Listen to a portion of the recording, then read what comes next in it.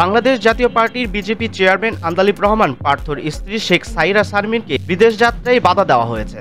মঙ্গলবার ১৩ মে দুপুরে হযরত শাহজালাল আন্তর্জাতিক বিমানবন্দরের ইমিগ্রেশন কর্তৃপক্ষ তাকে থাইল্যান্ডগামী একটি ফ্লাইটে উঠতে দেননি।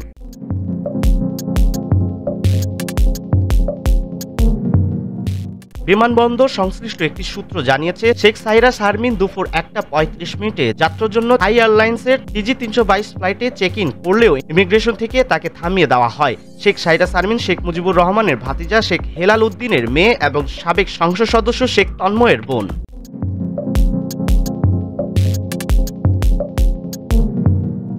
শেখ হেলাল আওয়ামী লীগের রাজনীতিতে সক্রিয় এবং বাগেরহাট ১ আসন থেকে নৌকা প্রতীক নিয়ে সংসদ সদস্য নির্বাচিত হয়েছিলেন। বাগেরহাট ২ আসন থেকে তার ছেলে শেখ তন্ময়ও একই প্রতীকে নির্বাচিত হন।